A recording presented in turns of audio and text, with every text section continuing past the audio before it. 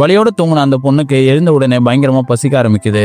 எப்பயுமே எழுந்த உடனே ஒரு பால் பொட்டி ஃபுல்லா பாலை கொடுப்பாங்க. அம்மா பசிக்குதுமா பால் வேணுமான்ட்டு அவங்க அம்மா கிட்ட போய் கெஞ்ச ஆரம்பிக்கிறா. ஆனா இறந்து போனவங்க அம்மா எழுந்துக்காததுனால இப்ப ரூம்லயே பால் பொட்டியை உயரமான இடத்துல வச்சிருப்பாங்க.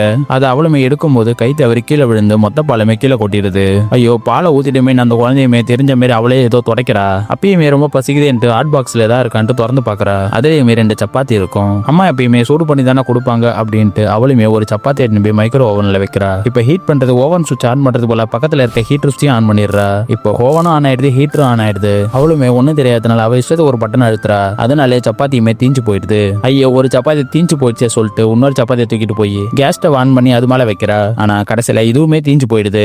பசியில இருக்க இவளுக்குமே பாலும் கீழே ஊத்திக்கிச்சு, இருந்த 2 சப்பாத்தியும் போச்சு. அது மட்டும் இல்லாம வீட்டுல இருக்க கேஸ், ஹீட்டர், ஓவன் எல்லாத்தையும் ஆன்லயே வச்சிருக்கா. ஃப்ரிட்ஜ்லயாவது எதா இருக்குமான்ட்டு ஃப்ரிட்ஜ் கிட்ட போற அவளுமே. ஆனா ஃப்ரிட்ஜுமே ரொம்ப டைட்டா இருக்கு. ஆனா எப்படியோ ஒரு வழியா ஓபன் பண்ணிடுறா. ஆனா நல்ல வேலையா ஃப்ரிட்ஜ்ல நைட்டு கேக் வெட்டினது மீதி இருக்கு. அதை எடுத்து இந்த குட்டி பொண்ணுமே சந்தோஷமா பசியார சாப்பிட்டுட்டு ஃப்ரிட்ஜ்ல இருக்க ஐட்டத்தை வச்சு விளையாட ஆரம்பிச்சிடுறா. அவளுமே ஒரு கட்டத்துல ஃப்ரிட்ஜுக்குள்ள இருக்க பொருள் எல்லாம் வெளியே வச்சுட்டு விளையாட்டத்தனமா தன்னை தானே ஃப்ரிட்ஜுக்குள்ள வச்சு லாக் பண்ணிக்கிறா.